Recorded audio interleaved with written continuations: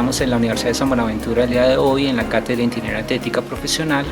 En esta sesión estamos trabajando sobre los criterios que gobiernan la ética profesional, temas como qué son los bienes públicos, qué es lo público, qué es el interés general, qué es la fe pública, qué es la confianza y qué es la función social profesional. Esperamos que sea de su agrado.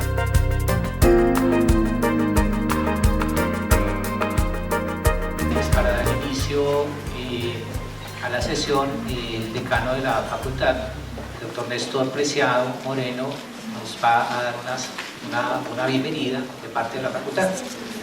Reciban un cordial saludo franciscano de paz y bien, y con la bienvenida a esta su casa, la Universidad de San Buenaventura, sede Bogotá. Somos una universidad regentada por la comunidad franciscana en el país, nuestro patrono San Buenaventura, y fieles a los principios y a los valores que San Francisco de Asís nos dejó como legado en su vida.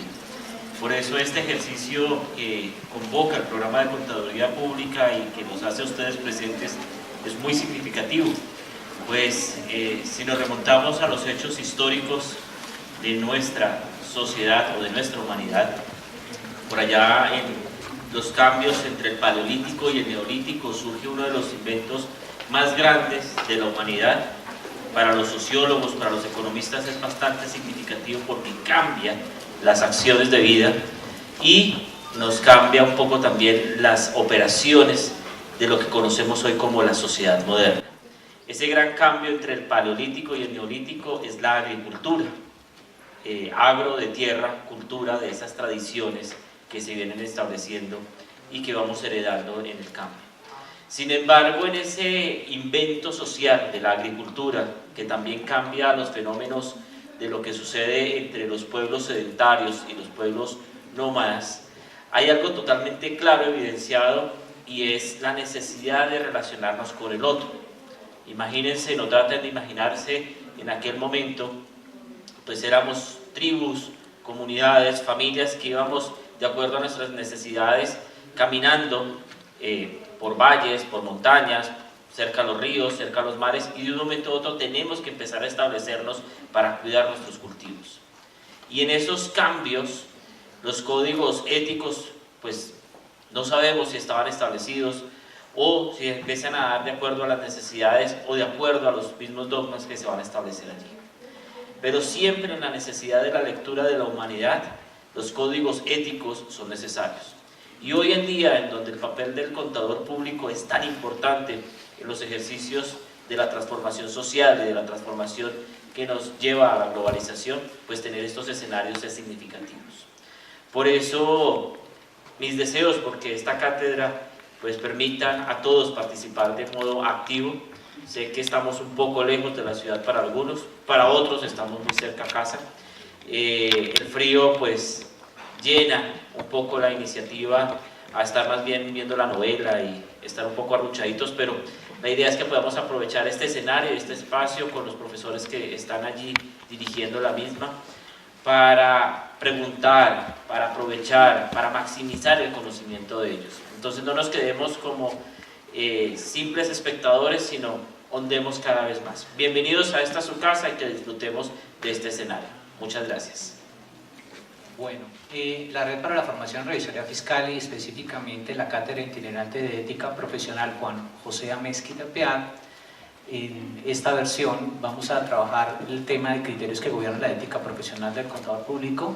Estará pues, esta sesión la estaré dirigiendo yo. Mi nombre es Hernán Alejandro Alonso Gómez, profesor de la Universidad de San Buenaventura de la Cátedra de Ética Profesional y Regulación que tenemos aquí, que está obviamente alineada con el proceso de la cátedra itinerante. Para iniciar, siempre me gusta compartir con las personas que nos visitan un pequeño fragmento de un texto, de un libro que pues obviamente acá en la universidad trabajamos, que se llama Francisco de Asís y la ética global, de Martín Carvajo Núñez. Y esto tiene que ver un poco con los planteamientos éticos desde la visión franciscana en términos de la hospitalidad. En este caso, el fragmento que voy a compartirles es un pedacito del título que se llama La urgencia ética global de la hospitalidad. La globalización es una realidad evidente, un proceso imparable que poco a poco está unificando la humanidad. Todo el género humano está inmerso en este nuevo paso, que es continuación de otros que se han dado a lo largo de la historia. No es solo una cuestión de avances técnicos. La creciente interdependencia cambiará la forma de vivir, de comprenderse y de relacionarse con el mundo. Se está creando un espacio nuevo que supera las formas tradicionales de cultura y de identidad nacional. Algunos califican de posmoderno a este proceso de mezcla que supone un debilitamiento de la identidad de cada nación, pero que no suele identificarse con el imperialismo cultural. Sería un movimiento más complejo y total, a la vez que menos organizado y menos previsible. Las nuevas tecnologías y redes de comunicación, entre las que sobresale Internet, contribuyen a esa formación al facilitar el intercambio, la movilidad y la interacción en todo el planeta. La globalización se presenta hoy como prometedora e inquietante. La superación de barreras espaciotemporales hace viable una comunidad internacional más relacionada, pero puede provocar también la pérdida de las propias raíces locales, la carencia de solidaridad y la acentuación del particularismo localista. Nuestra sociedad fragmentada necesita encontrar nuevos asideros que den sentido al presente, evitando el consumismo compulsivo, el repliegue narcisista y el fundamentalismo excluyente.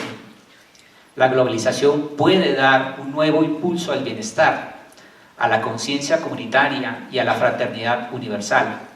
El turismo, las migraciones y el constante intercambio de información hacen posible el enriquecimiento mutuo.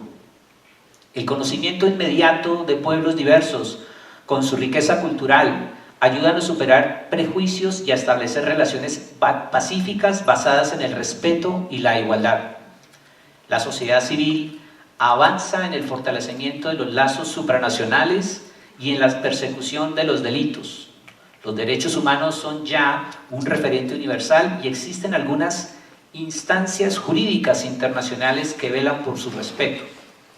Las noticias sobre catástrofes naturales y sobre ciertas violaciones de los derechos humanos son capaces de provocar movimientos mundiales de solidaridad como nunca se ha visto. Hoy, muchos sienten como propias las injusticias y las violaciones de los derechos humanos cometidas en países lejanos. Según Taylor, la modernidad ha abrazado valores cristianos de una forma que habría sido inimaginable en un contexto de cristiandad como el de la Europa medieval. El respeto a la vida, la defensa incondicional de los derechos humanos, la justicia a escala planetaria y los movimientos de solidaridad ante las catástrofes son algunos de los aspectos que habrían sido difíciles en una sociedad menos plural. Como elementos negativos, cita el abuso de la razón instrumental y el humanismo exclusivista, que propone el mito del progreso y rechaza la trascendencia. Los medios de comunicación social han desempeñado un papel importantísimo en la formación de la nueva conciencia planetaria, gracias a su capacidad de romper las barreras espaciotemporales y de proporcionar un rápido acceso a la información y el saber.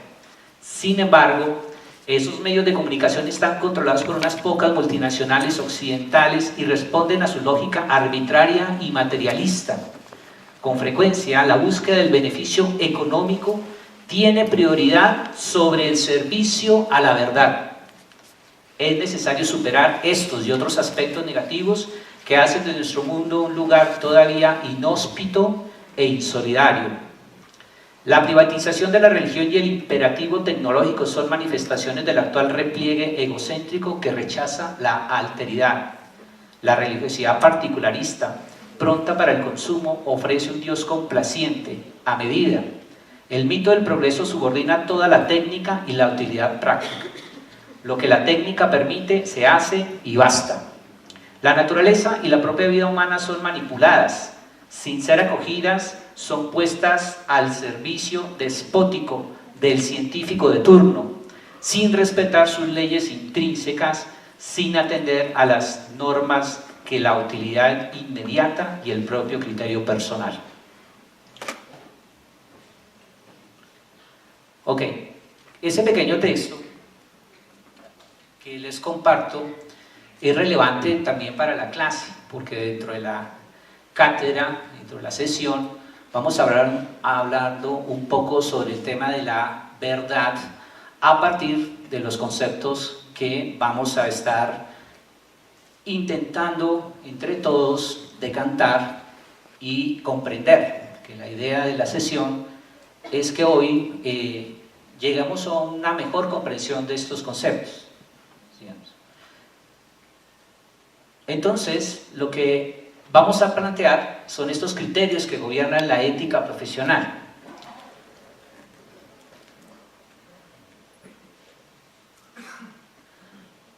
Voy a pasar a este micrófono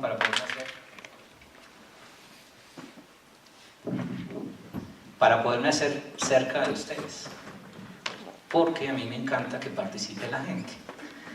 Entonces yo allá arriba me siento completamente ajeno a las personas y pues precisamente la idea es poder compartir con ustedes. Por eso me encanta preguntarles siempre a los que están en las últimas filas o los que se hacen en los puestos laterales. ¿Cuál es la intención real que pretendemos hoy trabajar? Primero hablar de la responsabilidad, como dice allí, de generar confianza, que obviamente está establecida desde asuntos jurídicos dispuestos en la legislación colombiana, específicamente en la Ley 43 del año 90. A la profesión contable en Colombia se le otorga, en este contexto, ese tema de la confianza a través de la fe pública. Y en ese contexto se hace necesario, obviamente, discutir sobre los criterios que debemos tener en cuenta, o algunos de los criterios que debemos de tener en cuenta, porque desde luego no serán los únicos, pero estos son criterios que gobiernan la ética profesional del contador público y buscar comprender el significado de esos criterios en el contexto hoy y las implicaciones que tienen, ¿sí? Entonces, esa es la intención de la sesión de hoy. Entremos en ese contexto. Siguiente, ¿ha pasado? Por lo tanto, ¿se quedó procesando? Ok, bueno. Entonces miremos que es el desarrollo temático de hoy. Vamos a hablar de conceptos como lo público, el bien común, la función social, el interés público, la fe pública, todo en torno, obviamente, al concepto de generación de confianza, que es en sí lo que pretende la profesión contable como tal en la sociedad, ¿sí? Entonces miremos, siguiente, para ir viendo cada uno de estos criterios que gobiernan la ética profesional.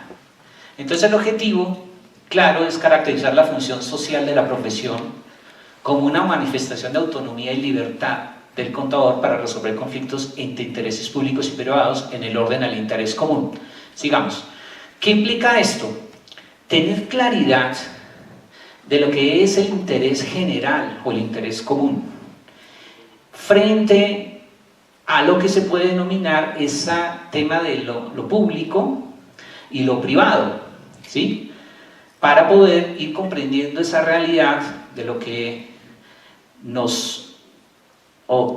los criterios que tenemos que tener en cuenta cuando formulamos un planteamiento ético frente al quehacer profesional. Para verlo un poquito, yo siempre traigo un video que es un poquito, es un poquitico, digamos, extenso, porque son apenas 15 minutos, pero sé que 15 minutos a veces parece una eternidad, pero es importante ponerle mucha atención porque el video nos va a entrar mucho más en la temática que quiero plantearles hoy, sobre estos criterios que habíamos analizado y la realidad de la labor profesional cuando vamos a mirar esos criterios. Entonces, ahora sí, démosle adelante. Traducidas a múltiples idiomas, asesora a numerosos países en responsabilidad social, desarrollo y pobreza. El informe Klicksberg fue nominado al premio Emmy Internacional.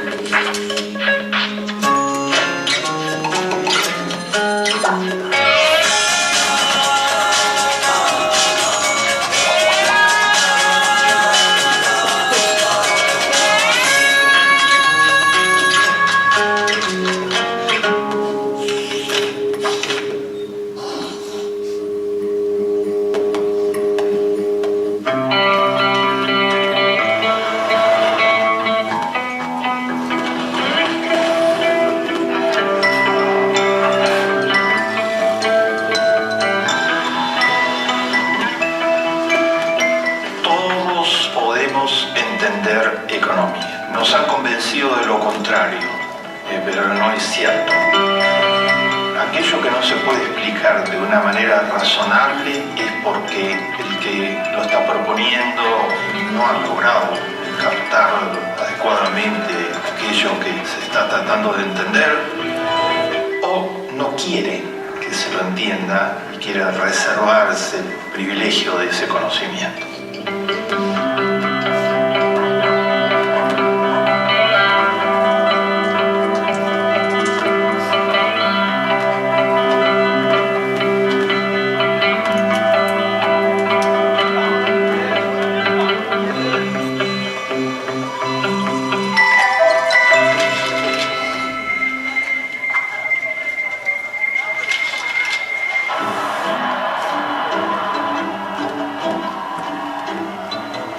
El presidente Clinton es considerado uno de los políticos más hábiles que ha tenido los Estados Unidos.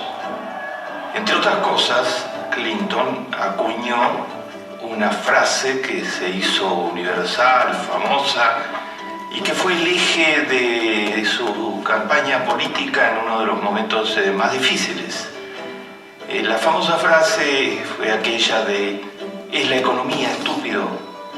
Con eso Clinton trataba de subrayar que de todas las alternativas, dilemas y debates que había en la mayor economía del mundo en su época, lo que más importaba a la gente, en definitiva, es el funcionamiento de la economía. Y que había que priorizar el funcionamiento de la economía. Esta frase, «es la economía», tiene bases muy importantes.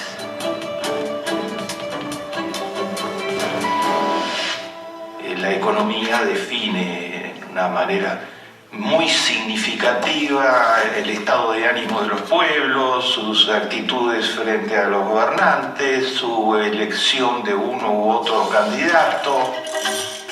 Que el último año de un periodo presidencial tenga una economía difícil impacta, que la economía funcione bien ese año, aunque no haya funcionado bien los años anteriores, impacta.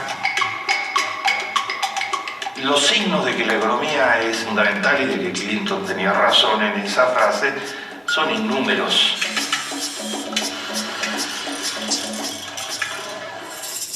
Pero esto que es tan importante para el género humano, la economía, ¿será tan difícil de entender como lo plantean una parte importante de los economistas? ¿Será que solo los economistas pueden entender cómo funciona la economía? Se va a proceder a un nuevo ajuste en las partidas de gastos de los... El número de ricos en España ha crecido un 40%. Se reducirán todos los créditos presupuestarios. La tasa de desempleo alcanza el 23%. Se incluirá un nuevo recorte del 20% en los... Ha provocado un aumento histórico de la desigualdad. The IMF lends to restore the economy, to be able to finance themselves without our support. Siguiendo las recomendaciones efectuadas por el Consejo Europeo. Si fuera así, como lo plantean sobre todo los economistas ortodoxos, que para entender la economía hay que tener conocimientos avanzados de matemáticas, de estadísticas, hay que tener una preparación totalmente especializada, que no se metan los que no tienen esos elementos, que no se metan a discutir sus decisiones ni sus elecciones. Vamos a tomar decisiones importantes a lo largo del año en curso. Vamos a tomarlas porque tenemos que tomarlas. ¿Será realmente así? ¿Será que el mundo ha sido creado de modo tal que algo que es muy importante para todos solo puede ser comprendido por un grupito pequeño? Y que por lo tanto ese grupito pequeño tiene virtualmente absoluta posibilidad de hacer lo que le parezca, porque los demás, la gran mayoría de los ciudadanos de a pie, no entienden de economía. escudándose en este carácter inescrutable de la economía, supuesto carácter inescrutable de la economía, que los otros no pueden entender, de economía que dejen, que deleguen. Los especialistas se han cometido inúmeros asaltos a la voluntad ciudadana.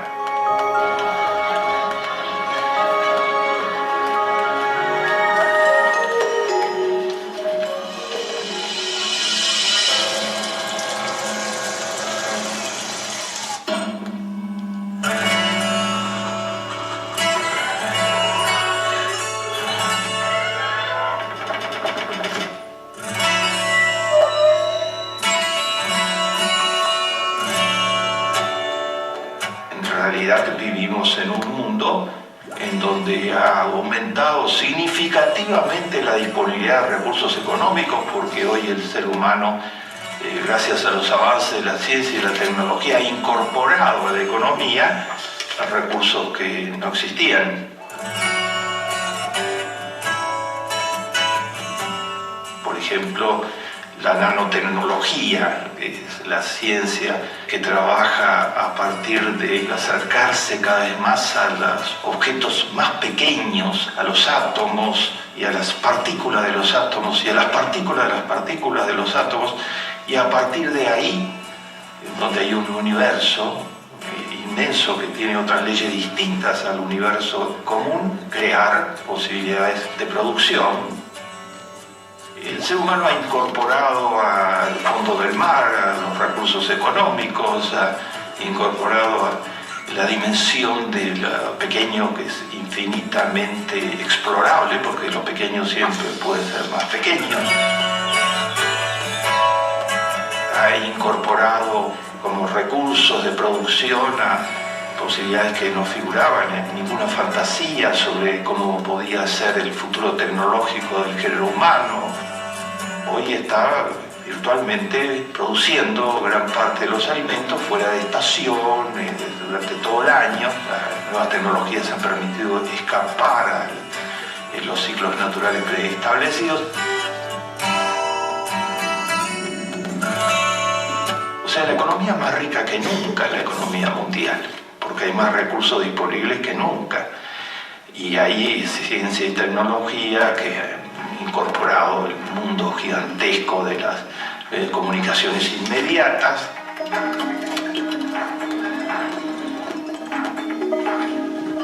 A través de todas las formas posibles, de las nuevas tecnologías, el internet, hasta el WhatsApp, nos permiten compartir en tiempo real casi toda la información disponible en el mundo, lo que significa aplicaciones y posibilidades que recién se están empezando a explorar en muchísimos campos. Todos esos son recursos de producción, son recursos económicos.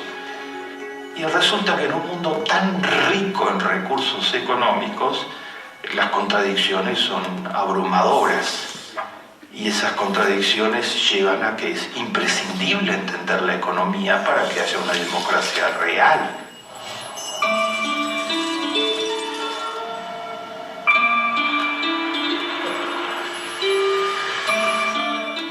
Entre esas contradicciones está esta contradicción fenomenal de que un mundo con estos recursos económicos, incluso con estos recursos en medicina preventiva y en medicina curativa, no logra garantizar la vida a los niños. Como la UNICEF lo ha constatado en sus informes, 18.000 niños mueren por día, porque carecen de recursos económicos que son fundamentales.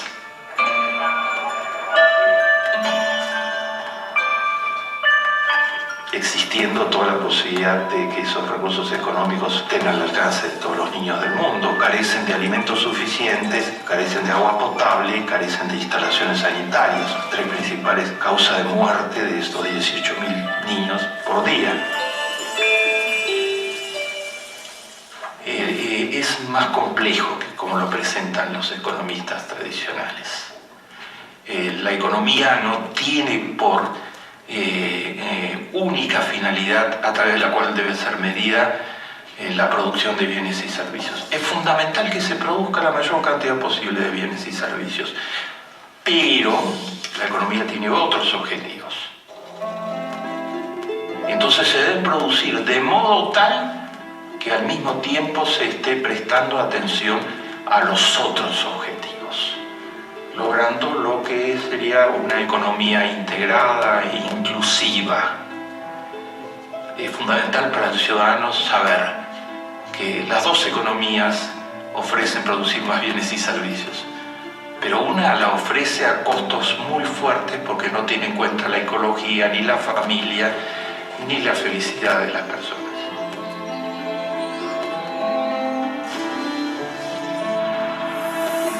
La otra trata de equilibrar todos esos elementos. Esta es una distinción fundamental. Es muy importante marchar hacia una economía que en lugar de estar basada en el egoísmo, esté basada en tener en cuenta al otro. En una palabra, como lo dice el texto bíblico, la ley fundamental que debería orientar la economía es la idea de que el que ayuda al otro y se convierte en un actor económico que ayuda al otro, se ayuda a sí mismo.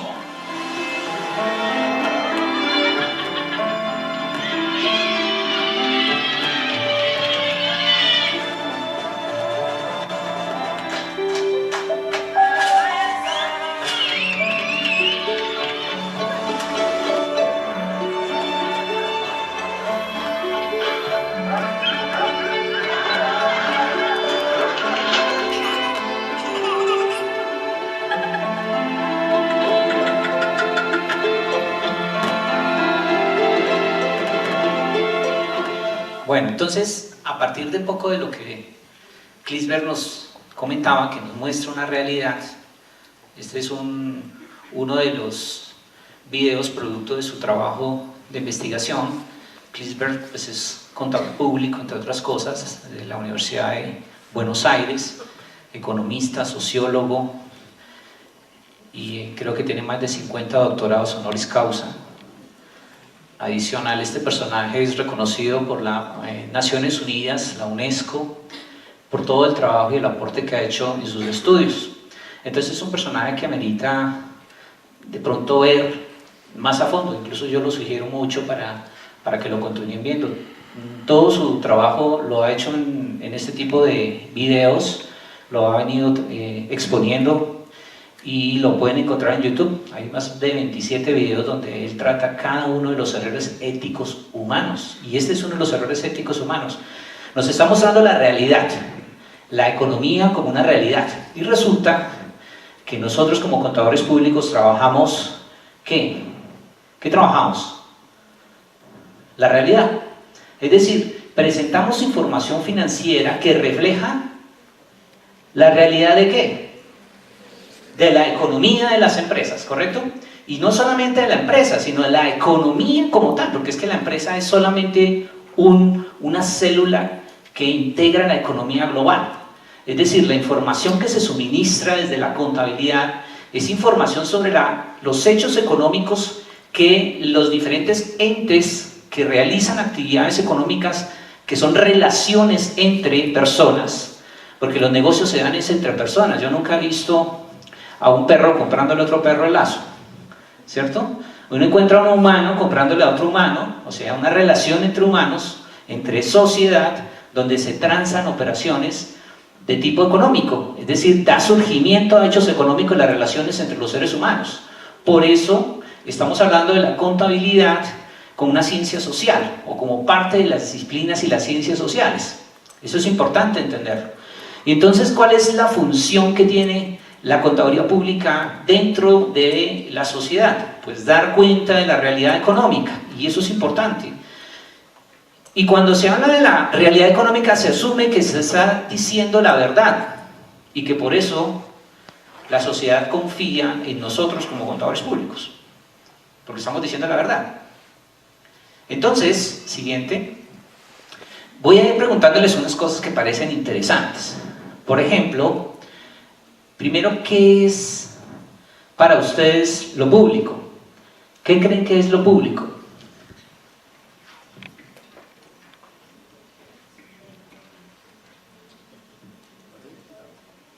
¿Qué crees que es lo público? Sencillamente lo que tú creas que es lo público.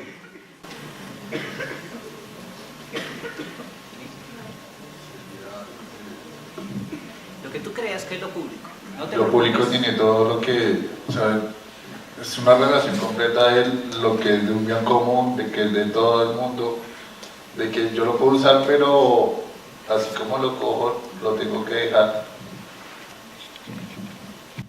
Sí, es un concepto. La idea es comparar conceptos de lo que nosotros traemos, porque generalmente nosotros venimos con una serie de preconceptos que vamos adquiriendo a medida que vamos avanzando en las carreras profesionales, en nuestro nivel de educación. ¿Qué es lo público? Miedo, ¿por qué les da miedo? Esto no asusta. ¿Qué es lo público? ¿Qué crees que es lo público por acá? Lo que tú crees. Lo que es de todos, prácticamente. Está de acuerdo, que es lo que es de todos. ¿Tú qué crees? Está relacionado con el gobierno y que nos pertenece a todos. Lo que está relacionado con el gobierno nos pertenece a todos. ¿Eso es verdad? Sí, es de goce para todos. De goce para todos. Sí, es lo que el gobierno nos brinda para todos. Es lo que el gobierno nos brinda para todos, ¿cierto? ¿Estás de acuerdo? Ninguno, ustedes quedaron sin palabras. Por acá. Lo público es algo a lo que todas las personas tenemos acceso. Ok, es a lo que todas las personas tenemos acceso. Siguiente. Y entonces, ¿qué son bienes comunes? Bienes comunes. Piénsenlo. Les doy 30 segundos para que lo piensen. ¿Qué son bienes comunes? Por acá voy a preguntar.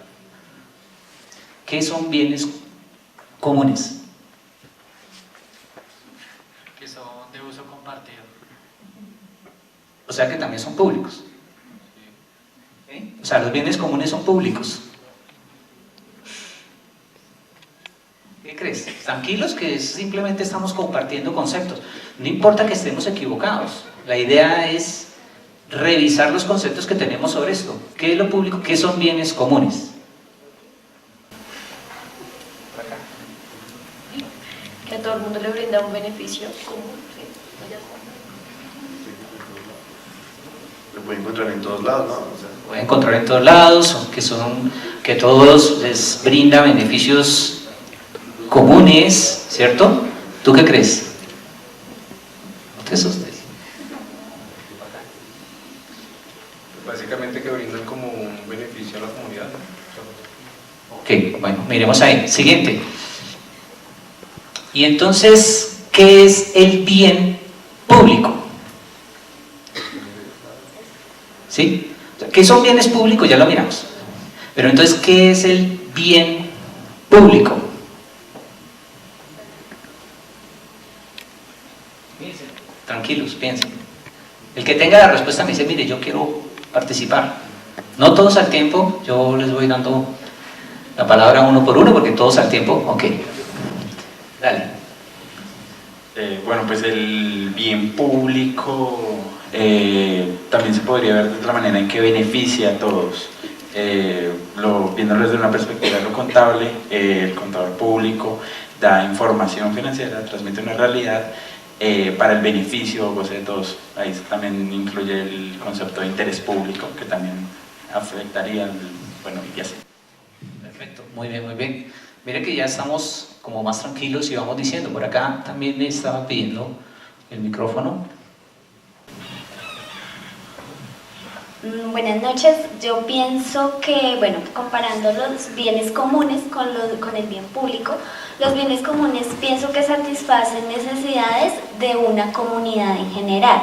Y el bien público hace referencia como al bienestar o de pronto al buen uso que se le den a los recursos que son en beneficio de todo el pueblo, de una nación.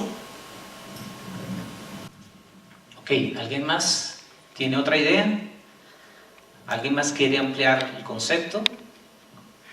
¿No? Sigamos con la siguiente.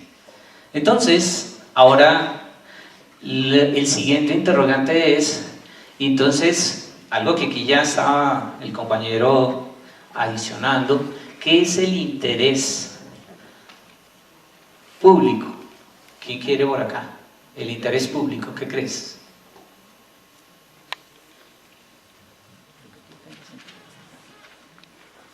Bueno, yo veo el interés público como el beneficio de toda una comunidad.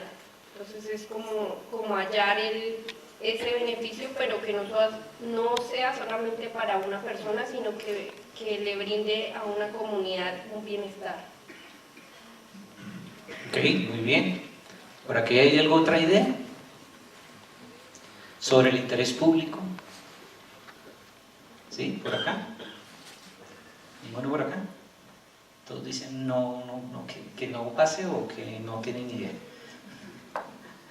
Solamente es conceptos que ustedes traen. Yo estoy seguro que muchos de ustedes tuvieron la oportunidad de acceder a la plataforma de aula virtual y muy juiciosos hicieron las lecturas que no eran muy extensas, muy corticas, incluso puse unas notas resumidas de concepticos de lo que tenía la sesión para que como que se hicieran una idea de lo que íbamos a trabajar hoy. Y pues hay un texto de Eleanor Ostrom, primera mujer premio Nobel en Economía, quien recibió el premio Nobel compartido en el año 2009, donde ella va a hacer un análisis, que es su trabajo doctoral, sobre todo esto tiene que ver con los bienes públicos, lo público, los bienes que son privados, y hace un análisis de esta realidad para ir entendiendo en ocasiones qué pasa con todos estos conceptos. ¿Alguien tiene otra idea sobre qué es el interés público? ¿Qué crees tú que sea el interés público? ¿Qué crees tú que es el interés público?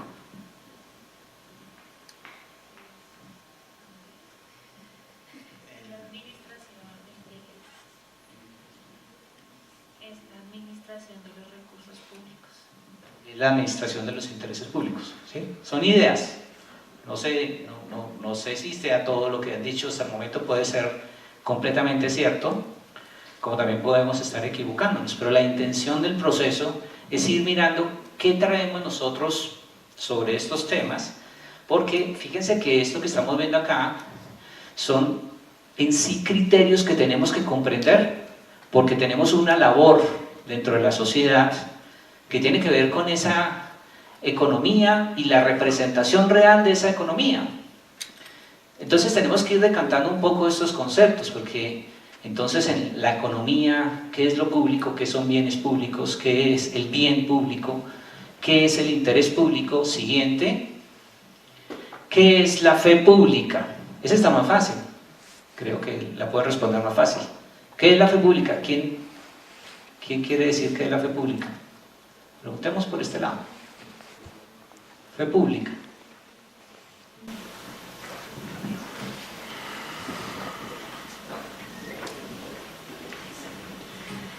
Buenas noches. La fe pública es ese compromiso o esa confianza que nos tiene el país a la hora de nosotros decir que lo que nosotros como contadores estamos presentando es real. O sea, ese compromiso, estamos asegurando cómo son los estados financieros de nuestra pequeña entidad. La fe pública es la confianza que nos tiene como tal el Estado a la hora de creer que lo que nosotros estamos diciendo es cierto. Ok, ¿tú? Buenas noches. Pues digamos, uniéndolo con que lo público, pues yo pienso que también lo que decían mis compañeros al principio, lo público es como lo de todos.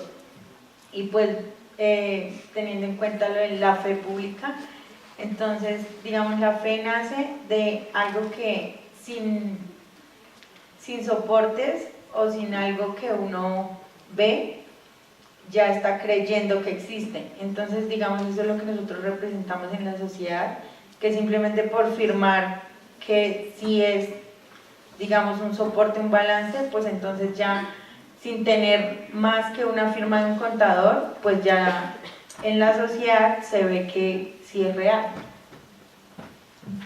Muy bien, muy bien. Vea que hay concepticos interesantes. ¿Alguien más quiere dar su opinión sobre lo que considera hasta el momento que es fe pública? Por acá, ¿listo? Perdóname, ¿me haces un favor?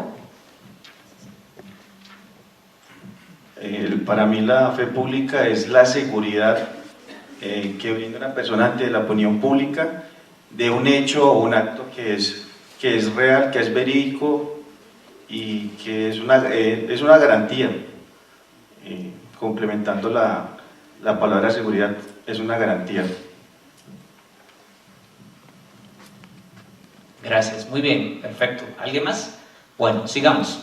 Y entonces, hay un tema adicional que existe. Entonces, ¿qué es una función? ¿Qué es una función social? ¿Qué tiene que ver eso? ¿Qué creen ustedes que es la función social? A ver, ¿quién quiere? Por acá. ¿Me haces un favor? Bueno, yo pienso que la función social, bueno, es como la unión de todos estos conceptos, es nuestra profesión, la función social de emitir seguridad y confianza por medio de las informaciones que nosotros preparamos y presentamos al interés público.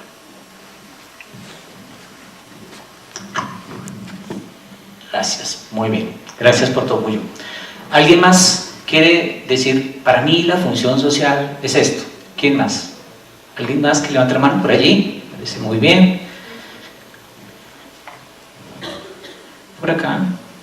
¿Quién? Buenas noches. Bueno, en efecto, como lo decía la compañera, la función social recoge o reúne todos pues, los conceptos que hemos venido hablando. En efecto, creo o considero que parte de reconocer el territorio, identificar cuáles son las necesidades y cómo estas a su vez se vinculan con lo que está pasando en todo el entorno internacional, poder adaptar de la mejor manera como el sentido propio o los objetivos que se han demarcado tanto en la política y a su vez lograr que cada persona o cada individuo transmita de la mejor manera una solución ante pues, las diversas problemáticas que se encuentran en la sociedad. Ahora pues como lo dice ella, enfocado a nuestra profesión, es en efecto poder garantizar la certeza de que lo que estamos haciendo lo estamos haciendo bien, con efectividad, con transparencia y que pues a la larga podamos dar resolución a los múltiples fenómenos que acontecen, que no han dejado que la economía se manifieste como de tal forma que permita un cambio significativo y que la distribución de los recursos y de lo público sea equitativa y democrática. Muy bien, muchísimas gracias. Muy amplio la idea y la expresión sobre el tema de la función social. ¿Alguien más tiene por acá de pronto otra opinión? Para ir ayudando a complementar todos estos conceptos. Por aquí, ¿alguien más? ¿Función social? ¿No? Vi que alguien levantó la mano, pero no me acuerdo dónde fue. Bueno. Ok, entonces, para ir, entonces hay veces, se han escuchado eso, el tema, por ejemplo, de en defensa del bien común, todo por la protección de lo público, porque lo público es de todos, y respetemos los bienes comunes y protejamos los bienes comunes, y todos estos conceptos o palabras que a veces uno escucha cuando la gente generalmente protesta por cosas como todo el concepto de lo público y todas estas cuestiones que están aquí. Y en el tema de la fe pública, pues en Colombia también hay algunas otras profesiones que dan fe pública, ¿sí? No solamente los contadores damos fe pública. Lo que pasa es que nosotros damos fe pública sobre la realidad económica a través de los informes financieros, ¿cierto? Y efectivamente por ahí alguien lo dijo, ¿no? ¿Qué es fe? Solamente fe. Creer. ¿Cierto? ¿Qué es creer? Entonces, la sociedad cree en alguien a quien le han dado una potestad para que a través de él se crea de lo que sucede. En el caso de la contaduría pública, la fe pública establece que tú como contador público, cuando un estado financiero está firmado por un contador público, la gente cree en que todo lo que está ahí es verdad. Es verdad. Y que esa verdad es una representación de la verdad de la economía. Mira lo que decía Klinsberg, que es interesante. Cuando la gente entiende, cuando las personas, los seres humanos entienden que la economía y que los datos y la realidad sí se están dando, esto contribuye incluso no solo a garantizar una información financiera, sino a garantizar incluso la democracia. O sea, es mucho más interesante y más profundo el tema de todos esos conceptos. Es decir, un contador público siempre habla de qué es lo público, ¿cierto? Siguiente. Y entonces hay veces, yo traje ahí 3 líneas puntuales que creo que podremos analizar. Entonces, la primera es, yo creo que esto de lo público sí es lo de todos. Siguiente. ¿Cierto? Sí es lo de todos. Podríamos decir que lo público y que los bienes comunes incluso también son de todos, porque son comunes, ¿cierto? Podríamos decir también que también son intereses públicos porque tenemos un interés común o general sobre todo esto. Siguiente, pero también podemos decir qué es lo que es del Estado, pensando generalmente que como el Estado es de todos, entonces todo lo que tiene el Estado es público. Y entonces podemos decir, eso es lo que es del Estado. ¿Perfecto? También lo podemos decir. Siguiente. Pero también podemos decir que es lo que no es de nadie. Es lo que no es de nadie. Podríamos decir. Claro. ¿Y qué nos interesa como general, como interés común? Pues que todo sea de todos y a la vez que no sea de nadie, entonces. ¿Sí? Entonces tengo esas 3 líneas como para generar un análisis, porque este tema de lo público que estamos analizando, de los conceptos que ustedes han venido transmitiendo hoy aquí, de que el interés común, el interés general. Fíjense que la ley 43, que es el estatuto profesional de la contaduría pública, donde dice qué se requiere para ser contador público y cuál es la función de la contaduría pública y todo, en uno de sus apartados dice que uno de los objetivos, o el objetivo más bien, principal de la contaduría pública es proteger el interés común o el interés general. Entonces pensaríamos que es como el interés público, ¿cierto? El interés público es el interés general. Es decir, la ley 43, que le da estructura a la contaduría pública en Colombia, está diciendo que nosotros tenemos que proteger el interés público, o sea, el interés general.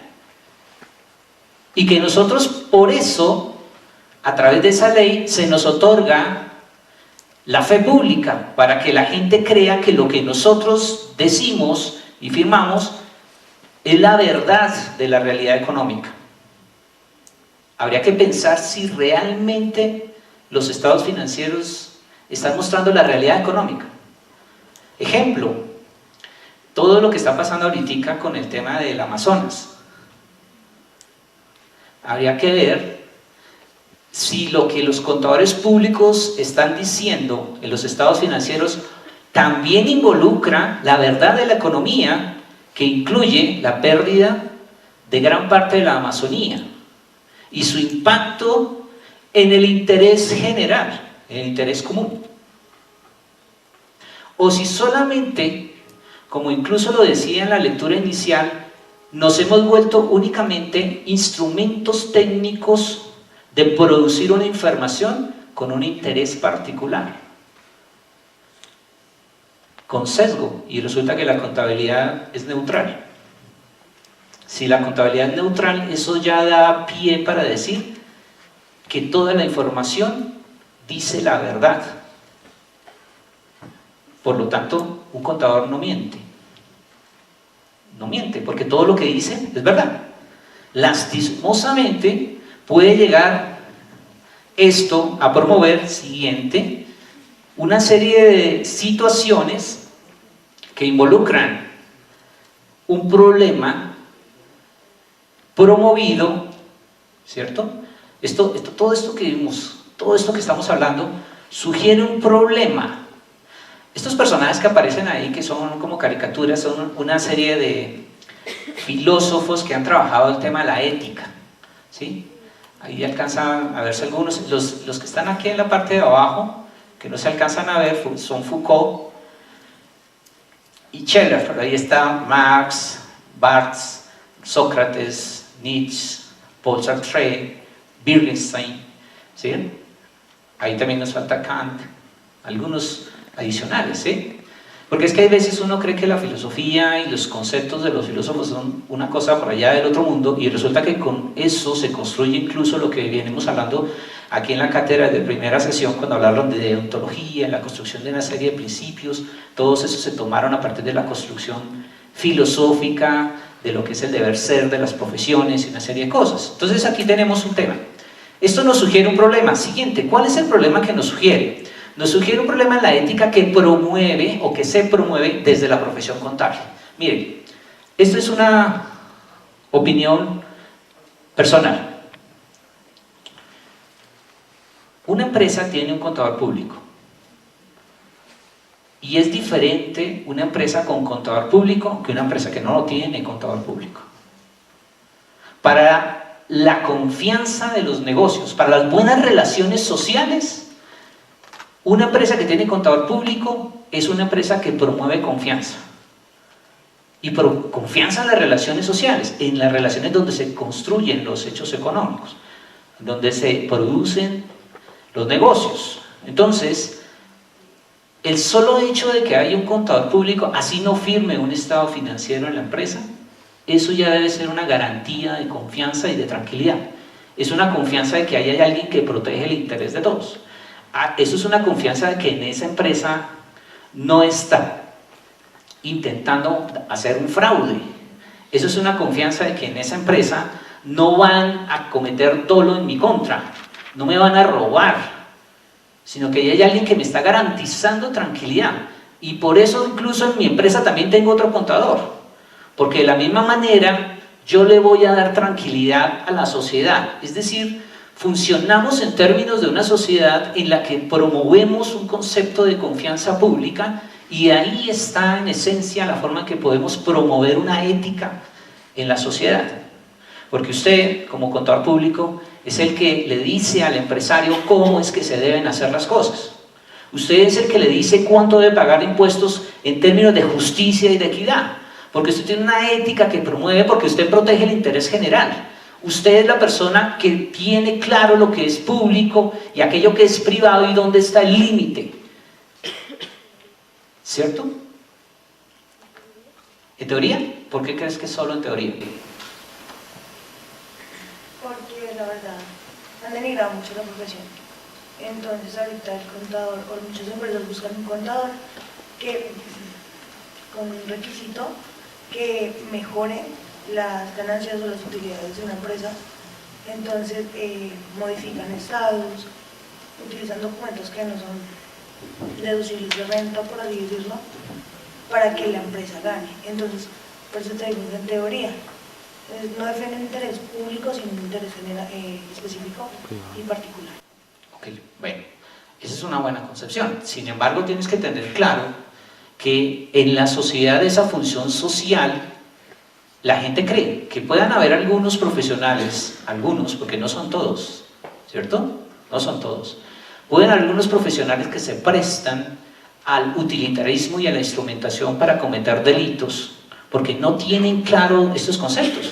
Es decir, la profesión tiene que ver mucho más allá de incluso la preparación de la información financiera. Cuando tú firmas un estado financiero, la gente toma decisiones sobre los estados financieros, ¿cierto?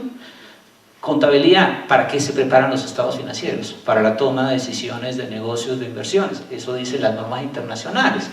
Pero, ¿cómo se toman decisiones de inversiones y de negocios cuando las cifras no presentan la realidad? Pues estamos ante una desfiguración de la verdad. Y eso es grave, no porque me vayan a mí a castigar, porque es que ese es el problema. Cuando en una de las sesiones, la sesión anterior, el doctor Curvelo incluso decía, por ejemplo, que la estandarización es un proceso en que se concreta una regulación, digamos, ¿cierto?, a partir de una legislación que obliga, pero que cuando hay demasiada la regulación legal, cuando se genera una obligación para las personas, es porque hay una sociedad en la cual no se puede confiar. Es decir, una sociedad donde se genera más transparencia a partir de mostrar la verdad, es una sociedad más confiable. Y sí, desde luego, pueden haber profesionales que generen esta situación, pero no por eso podemos considerar como contadores públicos que entonces vamos a actuar de esa misma manera. Porque estamos tratando de entender en una clase de ética itinerante que nos otorga esta posibilidad de comprender una realidad, que nosotros somos quienes reflejamos una verdad. Y entonces el trabajo es mucho más amplio, más deontológico. No es simplemente el tema de hacer estados financieros por hacerlo. Es decir, amañar un estado financiero es corromper la moral social. Por eso tus decisiones afectan e impactan a la sociedad. Podemos estar llevando a la quiebra una empresa en donde muchas personas van a confiar en tomar con esa compañía, no sé, acciones, negocios, ¿cierto? Cuando la realidad es otra y tú terminas, por ejemplo, afectando a grupos de personas. Una compañía que se quiebra porque yo presento un estado financiero diciendo algo que no es, termina despidiendo 100 familias.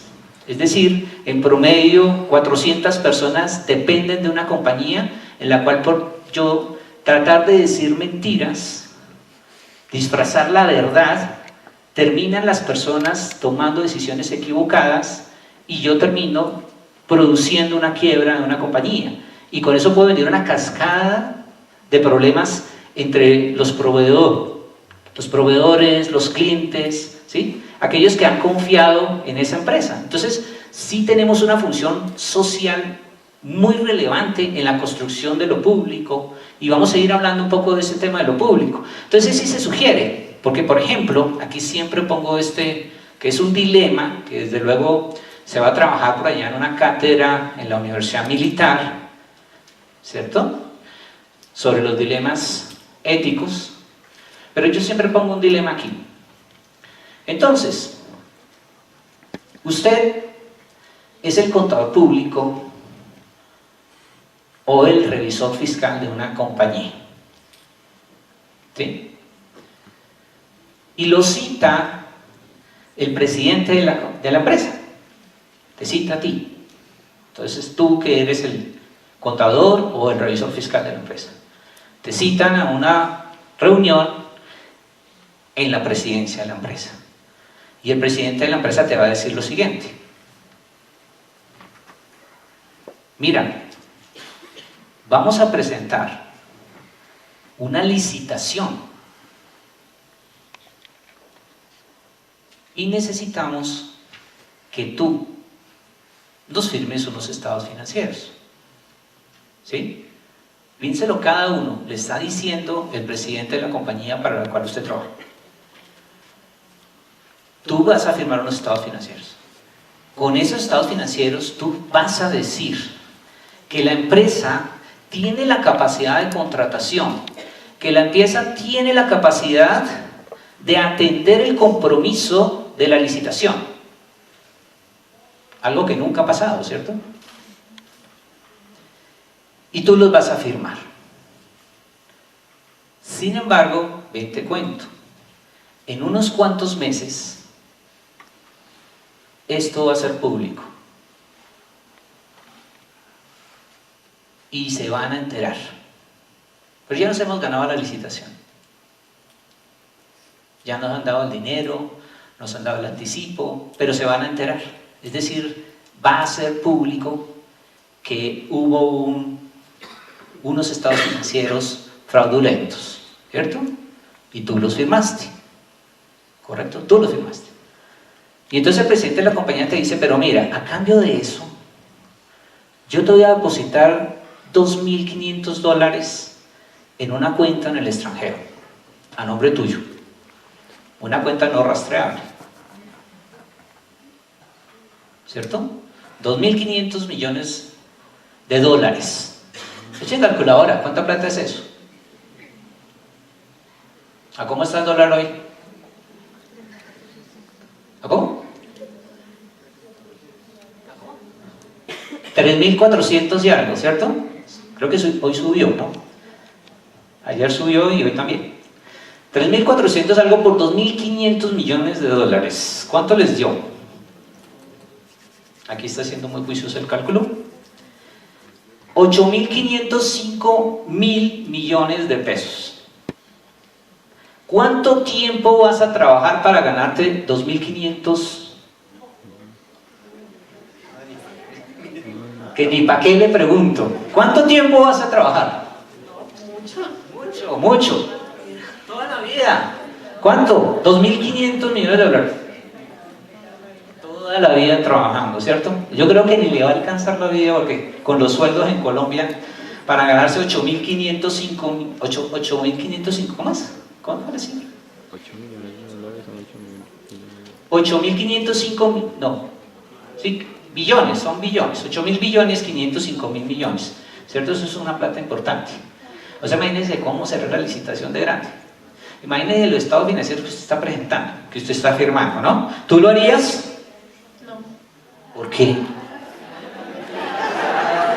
¿Por qué? Porque, ¿por qué? Por moral. Por moral. ¿Sí? ¿Tú lo harías? No. Por ética profesional. Por ética profesional. No lo haría por ética profesional. ¿Quién fue el que dijo? Por allí. Vamos a ver, ¿quién fue? Por acá. ¿Por qué? ¿Cierto? ¿Tú lo harías? Dime, ¿tú lo harías? No, no lo haría. 8 billones 505 mil millones. 2.500 millones. ¿Qué puedes comprar con 2.500 millones? ¿Tú lo harías? Aquí ya lo está pensando. Espera, un momentico. A ver, ¿cómo es? Pues habría que revisar todo para hacer la mejor figura. Espere un momentico, porque él tiene un fundamento, tiene una idea, él está mirando la cuestión. Y pues, o sea, mirar la mejor figura posible y en realidad mirar qué tanto es el impacto real que puede tener, ¿sí? Si puede salir de pronto todo bien. Es que si lo piensas, que 2.500 millones de dólares de esos platicas, así que yate, apartamento en París, ¿no? Se va de Colombia, ¿cierto? A ver, ¿tú qué opinas?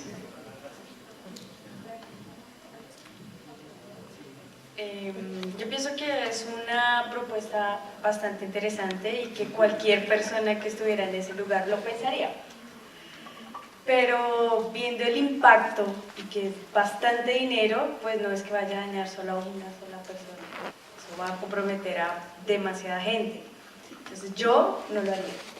Yo no lo haría porque primero es mi dignidad, mi trabajo y no, quedaría como una ladrona definitivamente.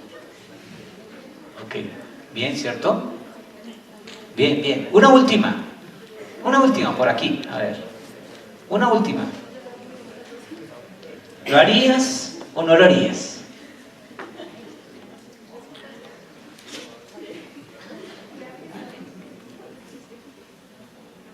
¿No? Solo no lo hace. Dijo que no lo hace. No quiere dar la justificación, pero no lo hace.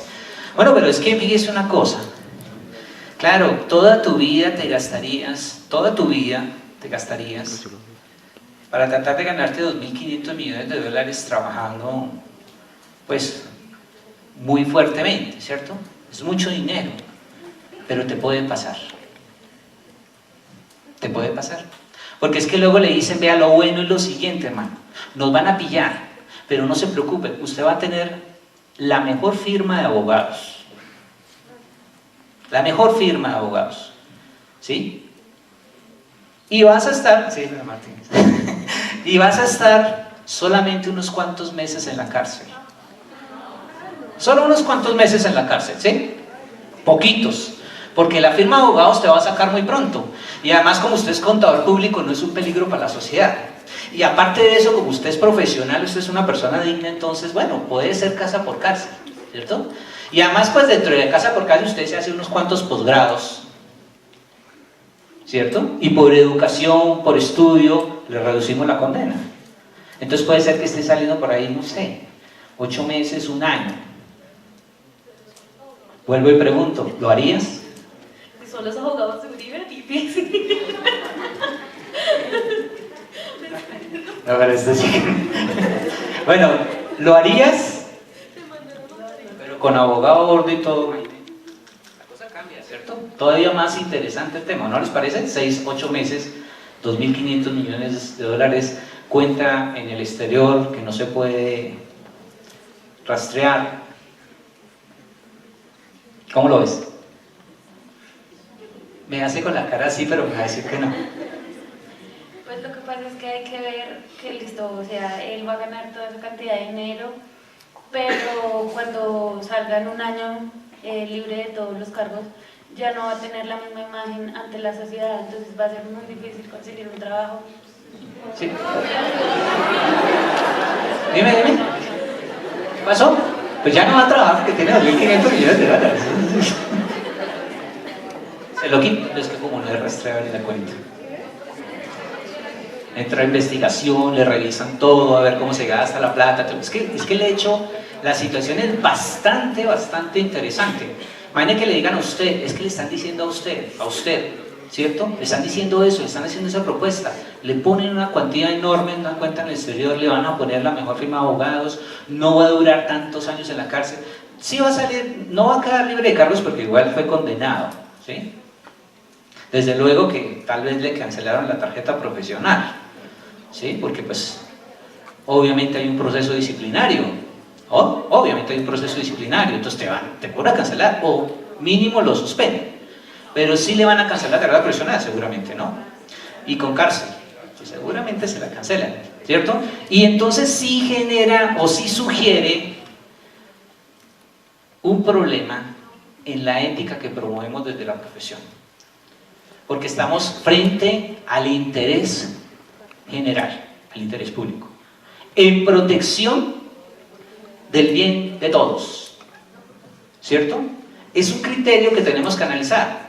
Y sobre todo, se supone que ustedes están diciendo la verdad de la economía, están diciendo la realidad de los hechos económicos, han mostrado todo lo que tiene que ser verdad para que las cosas funcionen, porque tienen una función social, dar fe pública, dan fe pública.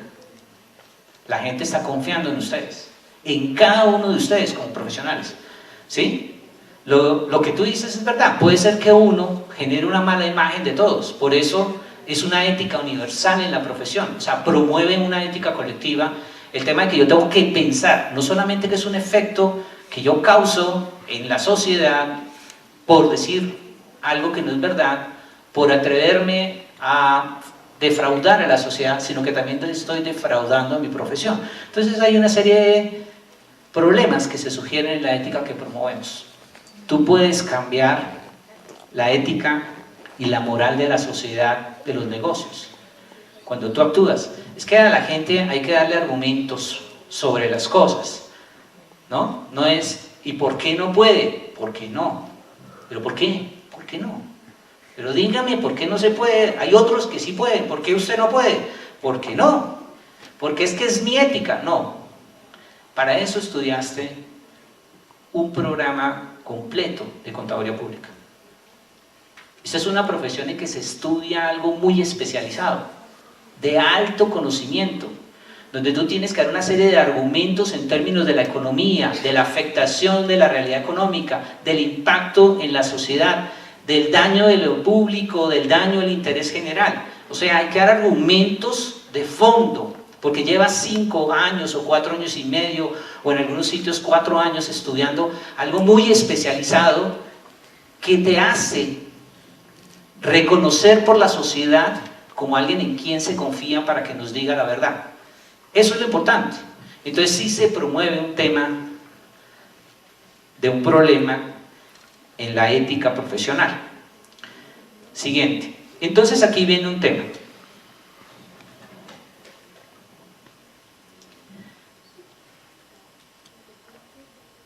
Siguiente.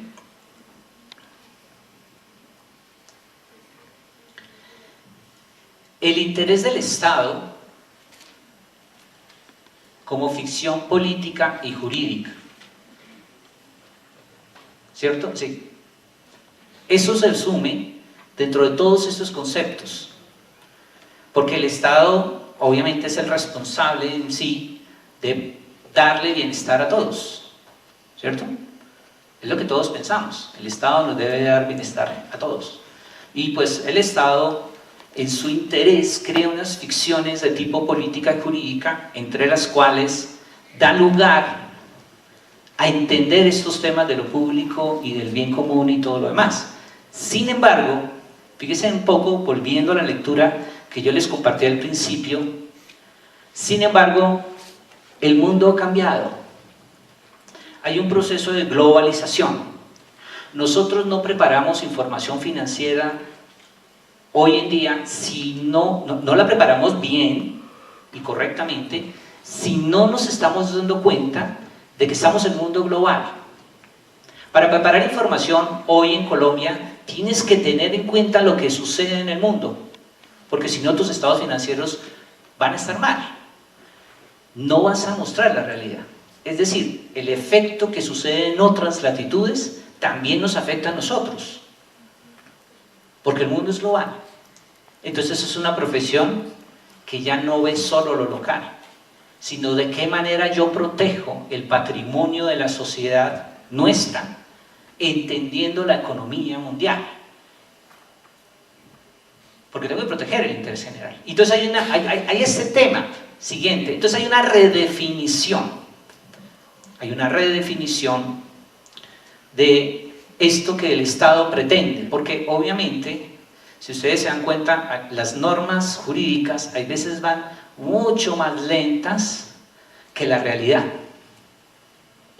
Y nosotros lo hemos dado cuenta cuando trabajamos, tenemos dificultades en cómo podemos preparar información financiera y cómo la analizamos cuando las normas jurídicas vienen mucho más lento, pero la realidad va a mucha velocidad. Las comunicaciones permiten información a altísima velocidad. Los negocios hoy en día son globales, ¿cierto?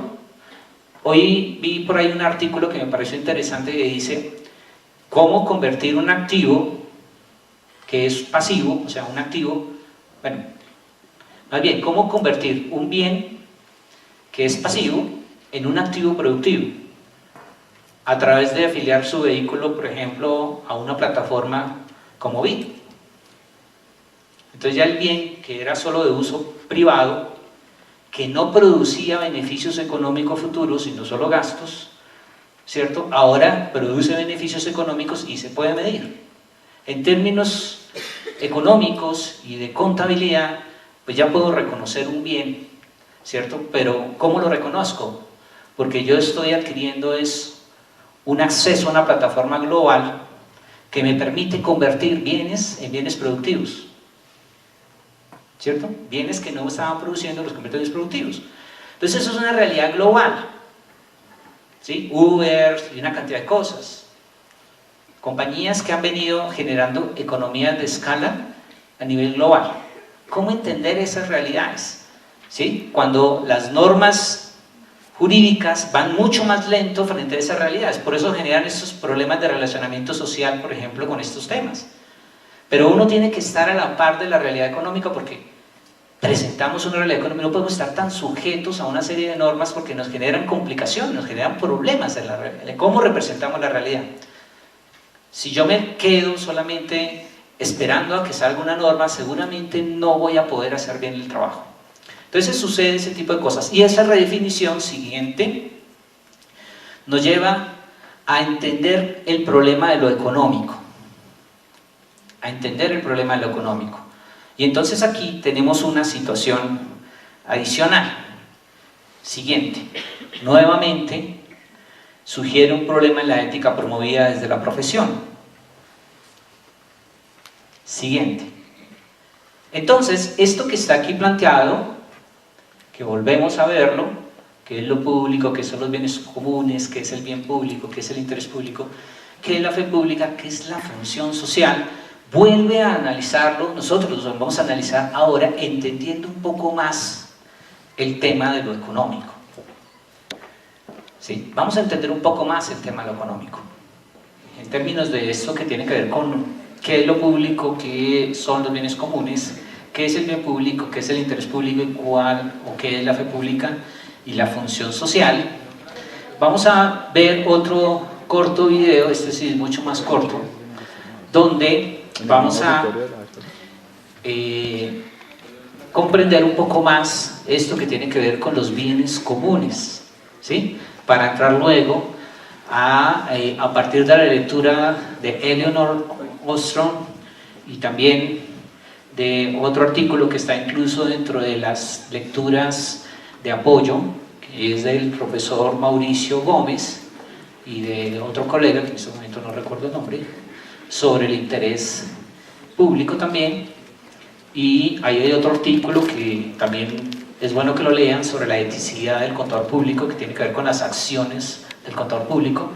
Ese artículo es de mi autoría, donde hace un análisis filosófico de todo esto y llega a una comprensión de los temas de cómo se actúa éticamente. Entonces, esos documentos y unas notas de clase que puse, que son como una serie de concepticos, tips sobre lo que estamos hablando hoy, que son esas están en las lecturas principales, digamos. Es un resumen muy rápido con tips y cosas sobre esta clase. Bueno, miremos este video, veámosle. ¿Por qué juega sola? ¿Por qué nos quedamos afuera? Esto no tiene gracia. ¿No tendría más sentido que hagamos algo juntos? ¿No sería más inteligente? ¿No sería una vida mejor para todos? Sin embargo, el mundo es diferente. ¿Por qué será? Toda nuestra vida se basa en recursos.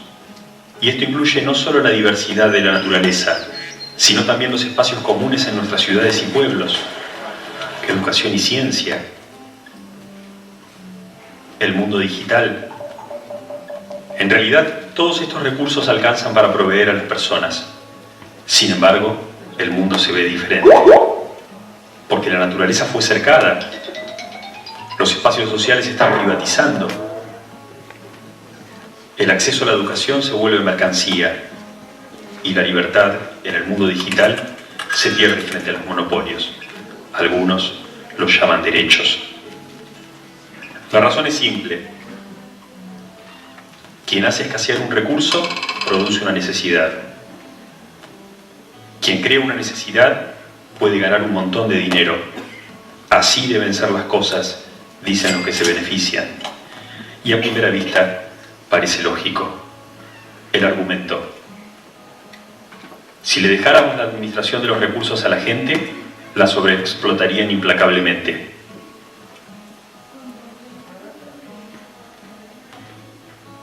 Imagínese si un pastizal, donde cada pastor del pueblo lleva a pastorear a sus ovejas.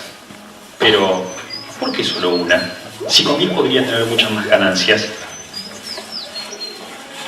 Pero si cada pastor actuara así, el pastizal quedaría despojado en poco tiempo y la comunidad perdería sus medios de subsistencia.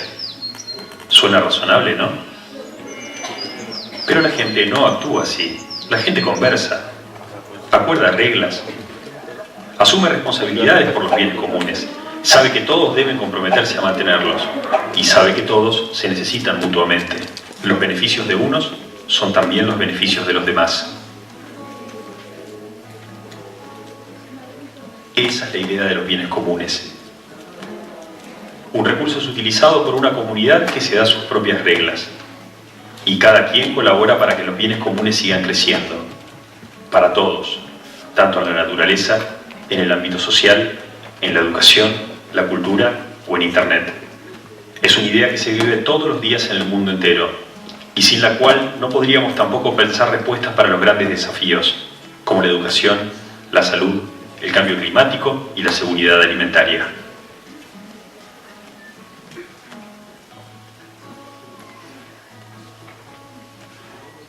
Fíjese que el tema de todo lo que tiene que ver con los bienes comunes tienen unas situaciones muy especiales en el desarrollo de la economía. En esa economía en el que, por ejemplo, hoy en día, recuerdan el video de Klinsberg, se producen muchas más, o sea, hay más producción, por ejemplo, de alimentos, hoy, con todo el tema de la tecnología, que incluso ya no se requiere de los ciclos naturales para la producción de alimentos, ¿sí? Porque el hombre ya ha sobrepasado a través de la tecnología a la naturaleza. Entonces hoy se puede producir incluso fuera de los pisos térmicos, se puede producir fuera de las estaciones los productos. Lo ha logrado el ser humano. Entonces se produce más comida, tanta abundancia de alimentos que se puede alimentar a toda la humanidad. Sin embargo, pues es triste lo que refleja allí el reporte o el informe de la UNESCO, que refleja que por día mueren 18.000 niños por falta de alimentos o de cuidados sanitarios. Eso es una realidad. Eso es una realidad. El tema es si nosotros profesionalmente vemos esa realidad o solo estamos metidos en la cifra de la empresa. Porque ¿para quién preparamos estados financieros? Para la sociedad. ¿Para qué? Para que se tomen decisiones adecuadas. Y nuestros datos van a conformar los datos macroeconómicos para que se tomen decisiones globales. Es decir, ahí hay unos efectos profesionales muy importantes. Yo en varias ocasiones he dicho lo siguiente: si la contaduría pública no ayuda en la construcción de la sociedad, no merece existir como profesión. Porque la contabilidad hoy en día se desarrolla por la informática, la robótica desarrolla la contabilidad, no necesita contadores. Incluso la tecnología, la cuarta revolución industrial, va a construir la contabilidad sin necesidad que nadie de ustedes, ninguno de ustedes haga un débito y un crédito. Pero si la profesión no entiende esto, que es todo el concepto alto, profundo de la profesión, de su función social y cómo ayuda a construir la sociedad, entonces vamos a perder a la contaduría pública. Va a ser desplazada por la robótica, por la informática, por la cuarta revolución industrial.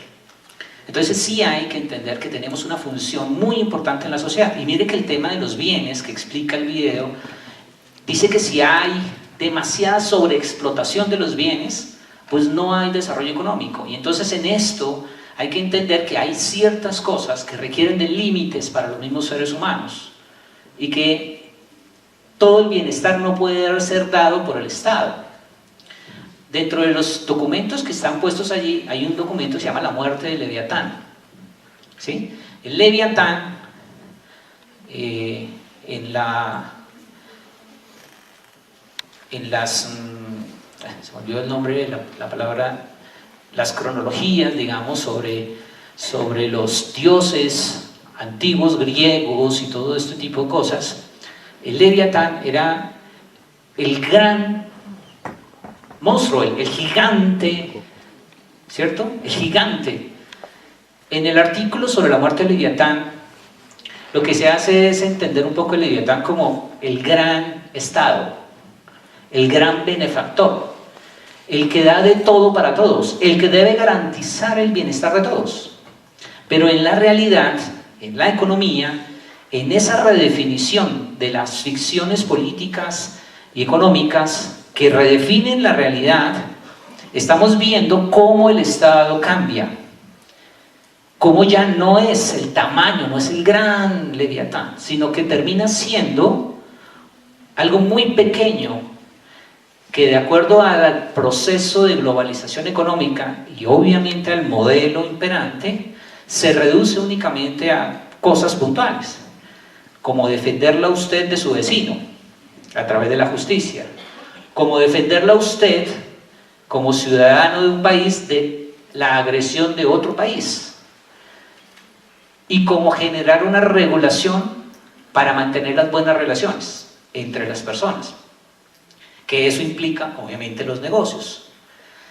Y entonces hay un desplazamiento de todo lo que nosotros pensábamos que lo público era de todos, que lo público es de lo del Estado, o finalmente que todos estos conceptos que hemos hablado de los bienes, lo público, es lo que no es de nadie. Y se desplaza porque, por ejemplo, ¿qué se dice a partir de la contabilidad cuando se habla de lo público? Pues las normas internacionales, por ejemplo, dicen claramente qué son las empresas públicas. Para la NIF, ¿qué son las empresas públicas? Pues son las empresas que capturan recursos de la gente a través de las bolsas de valores, los mercados de capital, ¿cierto? Y capturan recursos del público, y esas son empresas públicas, porque tienen la obligación de rendir cuentas públicas, pero no son del Estado. Y vemos cómo muchas de las empresas que antes eran del Estado se han venido desplazando hacia la empresa que nosotros consideramos que es privada. Pero los bienes públicos siguen siendo públicos en la esencia de la economía.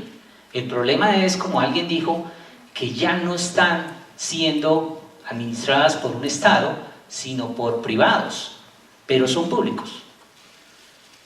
Es decir, que yo cuando estoy en una empresa tengo que pensar sobre qué es lo que estoy protegiendo, porque yo sigo protegiendo el interés general, solo que ese bien público ya no está en manos de un Estado, pero no quiere decir por ello que yo ya no tengo que protegerlo.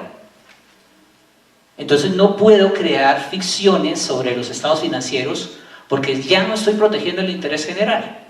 Y resulta que usted como profesión existe porque debe proteger el interés general. Ese es el propósito. Entonces cambia un poco y se redefine la economía. Y entonces sucede esto.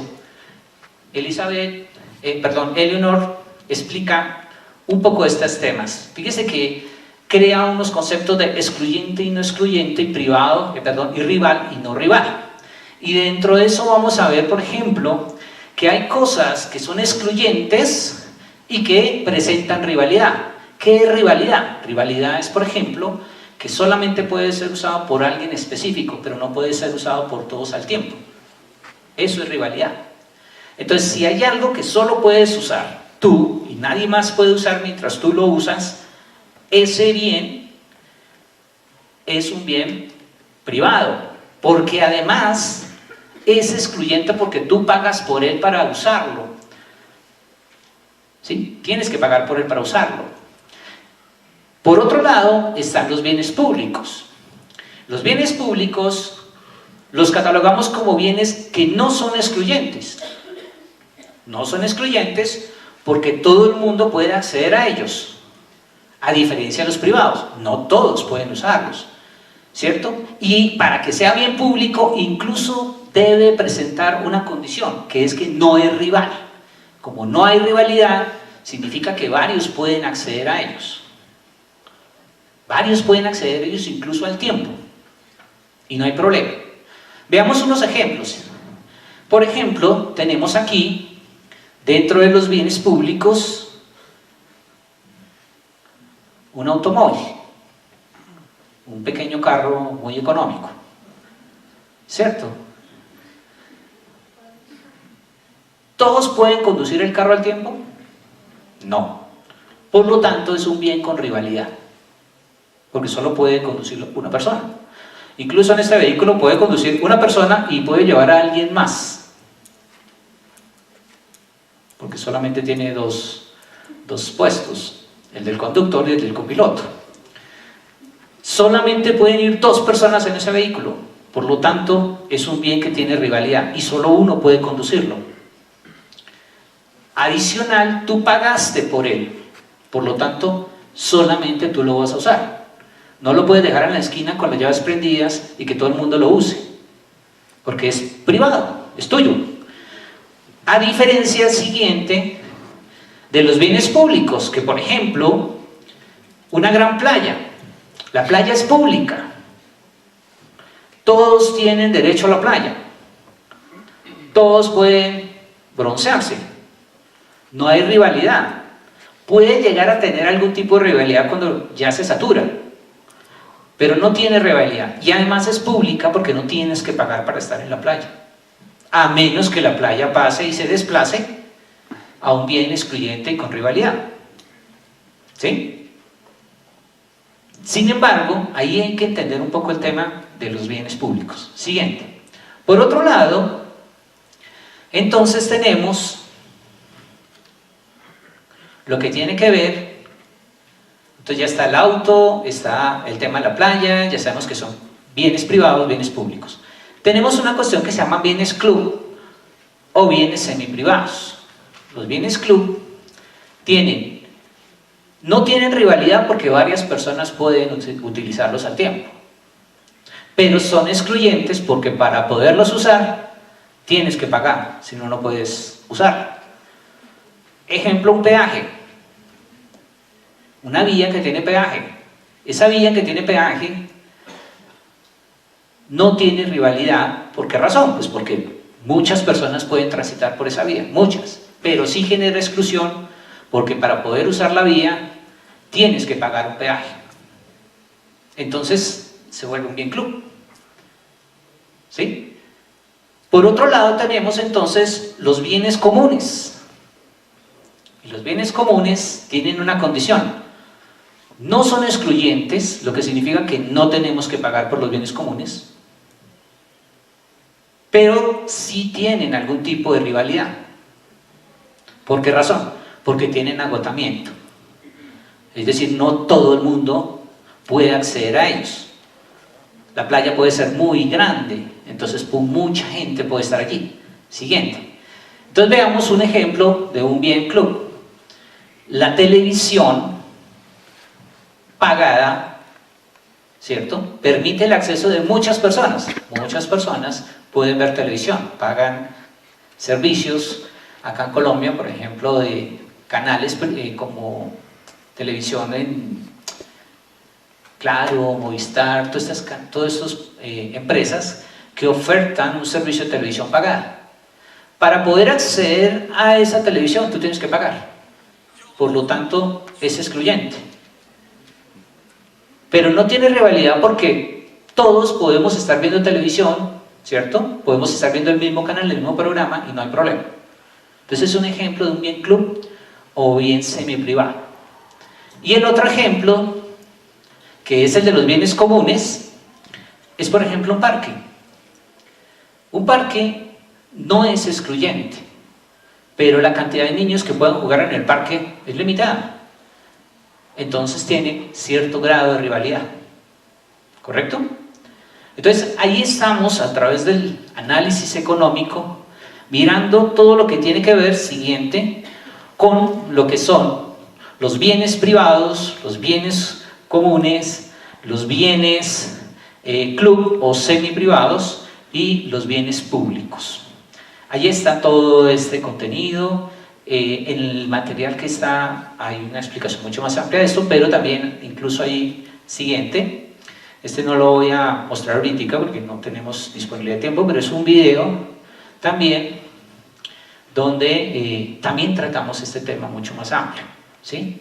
Entonces hay un poco más de claridad al respecto de todo este tema de los bienes públicos, lo que es bienes comunes, bienes privados, bienes club.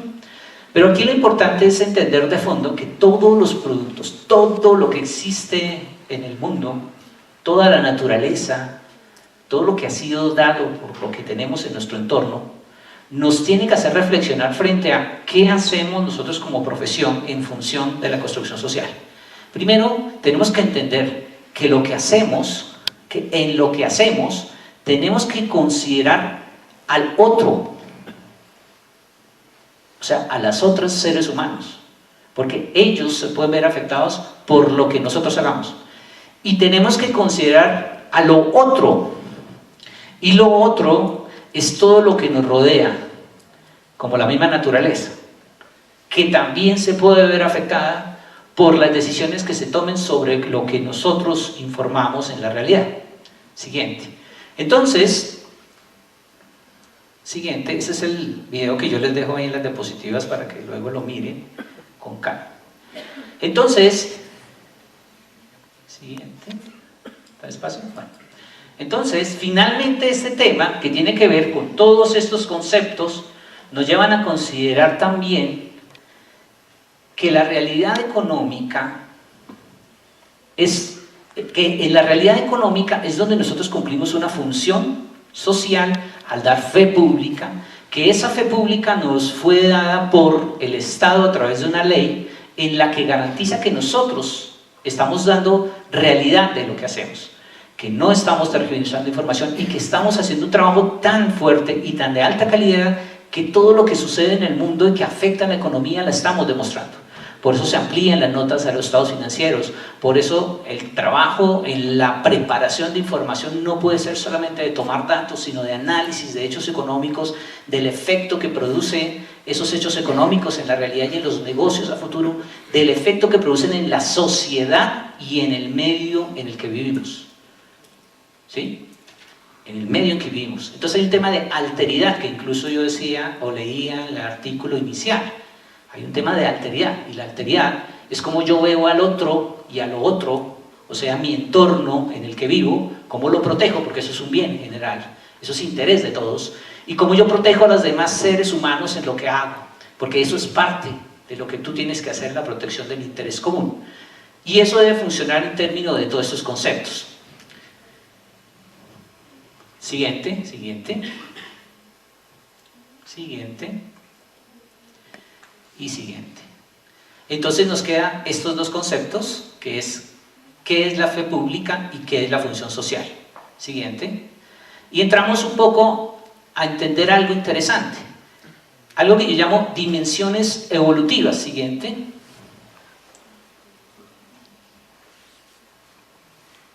Wow, se demora ahí. Uno más. Eso. Dimensiones evolutivas de la contaduría pública. Fíjense en lo siguiente, lo que ha pasado a medida que avanza el conocimiento contable, a medida que se construye la información contable y a medida que la profesión ha venido concretándose más hacia la ciencia social. Siguiente. Primero, vamos a entender que la contaduría pública tiene una dimensión inicial que tiene que ver con la capacidad de producir aplicaciones. Esas aplicaciones que produce son herramientas tecnológicas y técnicas teóricas que representan, miden y controlan la realidad. Entonces estamos ante instrumentos técnicos construidos desde la contabilidad. Primera dimensión evolutiva de la contabilidad, la construcción de aplicaciones. Y estamos únicamente en la construcción técnica a partir de la teoría. Se construyen formas de representar y de medir la realidad económica. Esa realidad que es mucho más grande y mucho más amplia que tal vez lo que a veces vemos cuando trabajamos en una empresa en forma muy específica. Siguiente. Por otra parte, aparece la segunda dimensión evolutiva, que tiene que ver con la disciplina. Entonces ya no estamos solamente ante el tema de las aplicaciones contables, sino ya en el tema de la disciplina contable.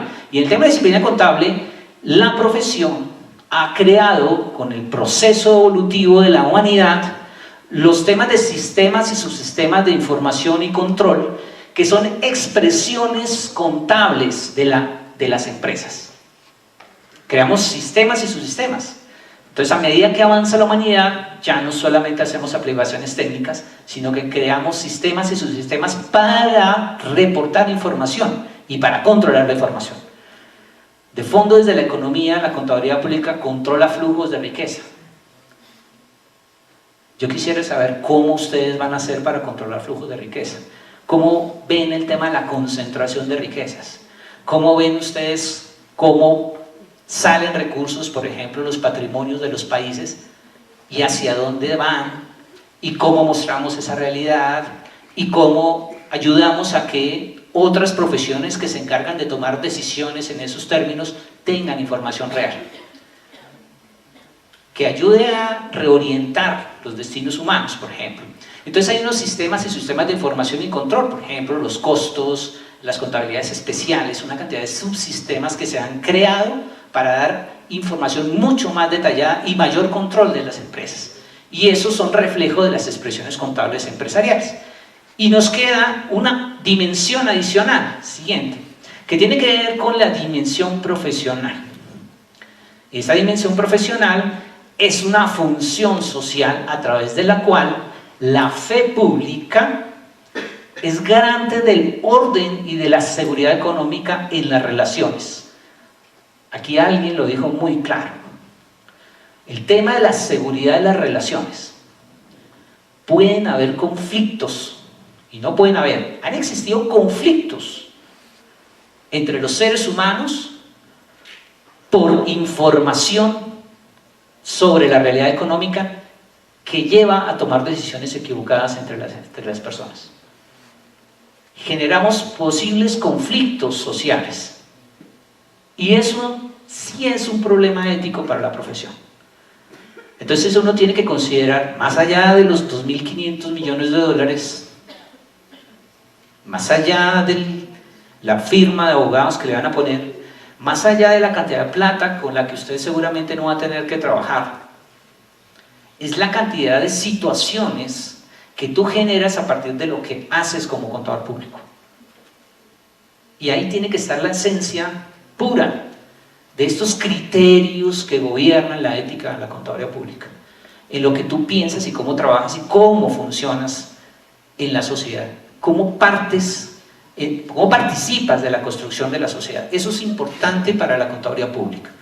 Y entonces, siguiente, todos estos conceptos que están aquí, que volvemos a traerlos a colación, lo público, los bienes públicos, el interés, el bien común, la función social y la fe pública, siguiente, tienen que recaer exclusivamente en un tema que tenemos que tener claro en nosotros, y es que generamos una confianza pública. Ahí está la clave. Somos generadores de confianza pública. Damos fe pública para reforzar la confianza pública. Entendemos la construcción de lo público y la protección de los bienes públicos y del interés común, porque garantizamos y damos confianza pública. De fondo, la confianza que garantiza las buenas relaciones sociales, humanas, es lo que estamos aportando a la sociedad como una función social. Siguiente. Y entonces, es solo cuestión de confianza, dijeron por ahí. Es solo cuestión de confianza. Siguiente. Vamos a mirar las conclusiones de la sesión. ¿Listo? Siguiente. Entonces, para ir concluyendo, porque al principio hablamos de la intencionalidad que tenía la cátedra. ¿Sí? La contaduría pública es una profesión liberal. En términos deontológicos es una profesión que tiene autonomía y libertad para tomar decisiones frente a su función social. Eso es clave como profesión. Por eso la contaduría pública en realidad se ejerce en forma independiente. Cuando tú ejerces dentro de una organización, de una empresa, tienes una situación diferente. Cuando ejerces independiente, tienes autonomía e independencia, libertad. Además, la contaduría pública tiene una responsabilidad muy clara que hemos venido decantando acá. Entonces es la responsabilidad, la autonomía y la libertad que tienes como profesional, la cual has venido creando y construyendo a partir de tus conocimientos especializados. Son tan especializados que te llaman a ti como contador público para que hagas este trabajo. Es especializado el trabajo. Para eso tienes que tener un conocimiento idóneo. La gente confía en ti porque tienes conocimiento idóneo. Es mal cuando tú prestas un servicio sin tener el conocimiento para prestar el servicio. Incluso no es ético prestar un servicio para el cual no tienes conocimientos. Si no tienes conocimientos, tienes que prepararte para prestar el servicio. porque además es tu responsabilidad. Y es parte de la autonomía que tienes como profesional. Esa libertad que te da de aprender, de conocer cosas que necesitas para poder prestar un servicio. Y finalmente, esto tiene que tener claro que el contador público es un respetuoso de la ley. Porque la ley regula las relaciones entre los seres humanos. Y si un contador público no es capaz de respetar la ley, ¿cómo va a generar confianza? O sea, la ley se hizo para regular las relaciones entre los seres humanos. Y si un contador público que va a garantizar las relaciones sociales no respeta la ley, pues tenemos un grave problema para la generación de confianza pública y considerar todos los criterios que gobiernan la ética profesional. Entonces ahí quiero cerrar un poco la sesión. Gracias. Siguiente. Del día de hoy, fíjense que fui muy juicioso. Dije que a las 9 y falta 1 minuto para las 9. Ese minuto me da la posibilidad solamente de indagar si alguien quiere compartir alguna sensación sobre lo que quedó en la sesión de hoy. Ya están cansados, dormidos. Es más, le pregunto a los que están despiertos. ¿Alguien quiere compartir alguna opinión sobre toda la sesión? Si ha generado un aporte, si ha comprendido un poco más el tema, si esto logró mover un poco su conciencia, ¿sí? Porque hay una cosa, yo siempre he dicho que los seres humanos, a medida que adquirimos conciencia, somos mucho más éticos. Lo chistoso, o lo curioso más bien, no chistoso, es que un niño es más consciente de las cosas que un adulto.